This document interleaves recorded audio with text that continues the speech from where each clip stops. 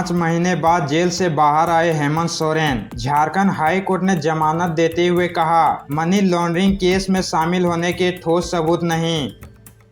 झारखंड के पूर्व सीएम हेमंत सोरेन रांची की बिरसा मुंडा जेल से बाहर आ गए हैं। जेल के बाहर जुटे समर्थकों ने उनका स्वागत किया। उनकी पत्नी कल्पना सोरेन भी उन्हें लेने के लिए जेल पहुंची थी। शुक्रवार सुबह जमीन घोटाले से जुड़े मनी लॉन्ड्रिंग मामले में हाई कोर्ट ने उन्हें जमानत मिली है। कोर्ट के फैसले के बाद सोरेन के सरकारी आवास में मिठाई बांटी गई। हेमंत को इस मामले में 31 जनवरी की रात ईडी ने गिरफ्तार किया था। हेमंत सोरेन को जमानत देते हुए हाई कोर्ट ने कहा कि सोरेन पीएमएलए एक्ट के तहत जमानत की दोनों शर्तों को पूरा करते हैं। संसद में बेहोश हुई कांग्रेस सांसद, स्ट्रेचर से बाहर लाया गया। आरएमएल में भर्ती। राहुल गांधी बोले, नीट पर चर्चा करवाएं प्रधानमंत्री।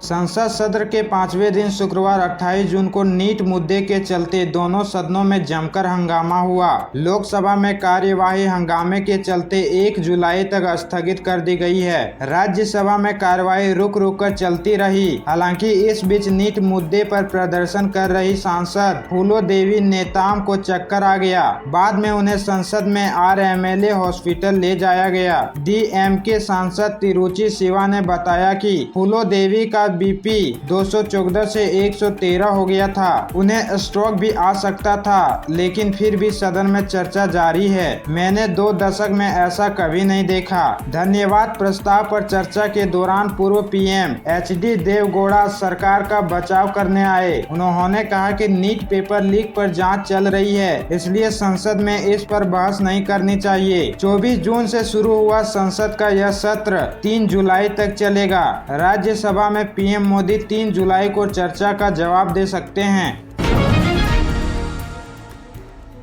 मनीष वर्मा को जदयू में बड़ी जिम्मेदारी देने की तैयारी। राष्ट्रीय कार्यकारिणी की बैठक में नीतीश कुमार पार्टी में बड़ा फेरबदल कर सकते हैं।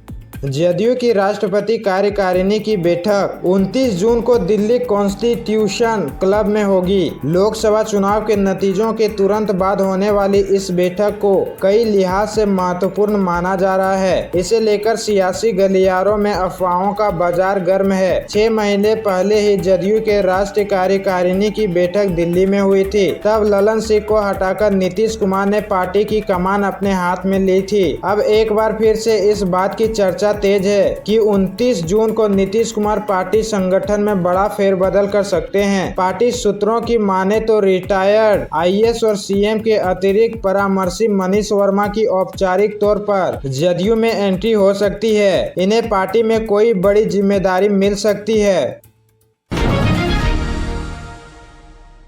समय से पहले हो सकता है झारखंड विधानसभा चुनाव। 10 सितंबर को तारीखों की घोषणा।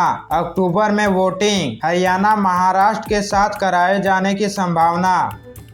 झारखंड विधानसभा चुनाव समय से पहले हो सकता है। अक्टूबर के तीसरे हफ्ते में चुनाव हो सकता है। 10 सितंबर के बाद कभी भी चुनाव की तारीखों की घोषणा हो सकती है। इसके साथ ही राज्य में आदर्श चुनाव आचार संहिता लागू हो जाएगी। भारत निर्वाचन आयोग ने राज्य निर्वाचन कार्यालय को यह संकेत दे दिया है कि हरियाणा, महाराष्ट्र और जम्मू कश्मीर के साथ ही झारखंड विधानसभा का भी चुनाव कराया जाएगा। हरियाणा विधानसभा का कार्यकाल 3 नवम्बर, जबकि महाराष्ट्र विधानसभा का कार्यकाल 27 नवंबर को समाप्त हो रहा है। हालांकि झारखंड विधानसभा का कार्यकाल 5 जनवरी तक है। फिर भी इस बार चुनाव साथ कराने की प्रबल संभावना है। साल 2019 में हरियाणा और महाराष्ट्र विधानसभा चुनाव साथ साथ हुए थे, मगर झारखंड विधानसभा चुनाव अलग हुआ था। राज्य निर्वाचन कार्यालय इन तीनों राज्यों के समानांतर ही झारखंड में भी चुनाव की तैयारियों में जुट गया है।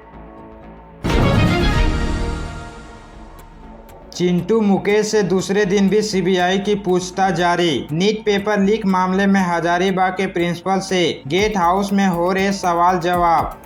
नीट पेपर लीक में गिरफ्तार आरोपी चिंटू और मुकेश कुमार से सीबीआई की पूछताछ जारी है। शुक्रवार को एजेंसी ने दोनों को पटना के अलग अलग ठिकानों पर लेकर पूछताछ की। एजेंसी पेपर लीक को लेकर साक्ष्य पुख्ता कर रही है। इधर झारखंड के हजारीबाग के ओएस स्कूल के प्रिंसिपल एहसान उल हक से तीसरे दिन भी पूछताछ जारी है। चरही गेस्ट हाउस में प्रिंसिपल से पूछताछ हो रही है। इससे पहले नीट पेपर लीक मामले में सीबीआई ने गुरुवार को 2 आरोपी मनीष प्रकाश और आशुतोष को पटना से गिरफ्तार किया था।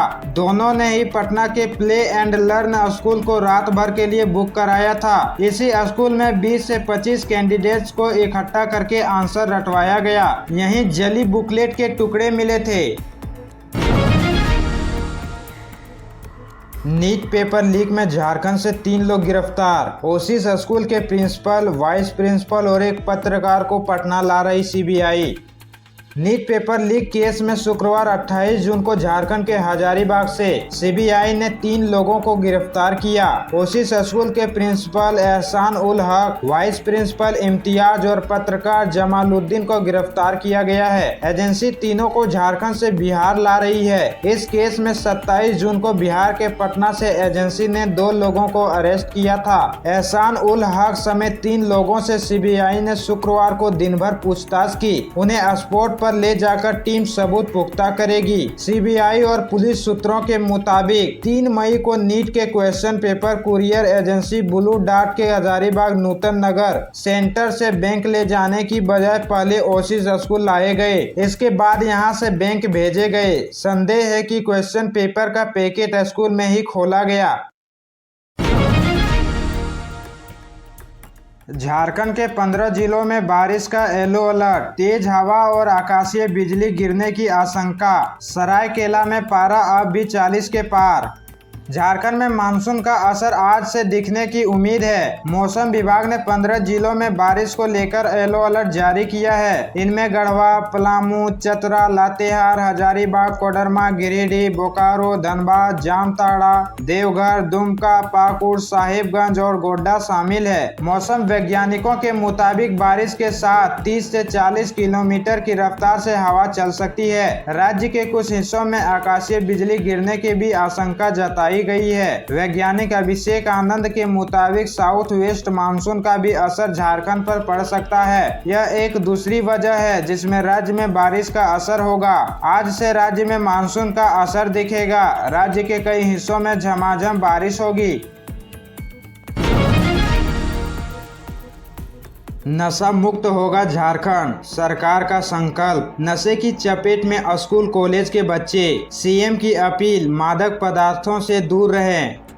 रांची के ऐतिहासिक मोहराबादी मैदान से जनता को संबोधित करते हुए सीएम चंपई सोरेन ने कहा कि झारखंड नशा मुक्त होगा। इसके लिए सरकार पूरी तरह कृत संकल्पित है। घर समाज से नशा खत्म हो, इसके लिए विशेष अभियान चलाया जा रहा है। सरकार के विभिन्न विभाग अपने अपने स्तर से इसके लिए काम कर रहे हैं। वे आज मादक पदार्थों के विरुद्ध राज्य स्तरीय जागरूकता कार्यक्रम को संबोधित कर रहे थे। मुख्यमंत्री ने कहा, राज्य सरकार विशेष जागरूकता अभियान चलाकर जन जन को नशा के दुष्प्रभाव की जानकारी दी जा रही है। गांव, मोहल्ला, पंचायत, प्रखंड, जिला एवं राज्य स्तर पर विभिन्न माध्यमों से व्यापक प्रचार प्रसार कर लोगों को मादक पदार्थों से दूर रहने की अपील की जा रही है। उन्होंने कहा कि वर्तमान समय में नशीला पदार्थ का व्यापक रूप से फैलाव हो रहा है। खास तौर पर मादक पदार्थों के तस्करों द्वारा स्कूल, कॉलेज आदि क्षेत्रों में युवा वर्ग को नशीली चीजों की लत लगा रहे हैं।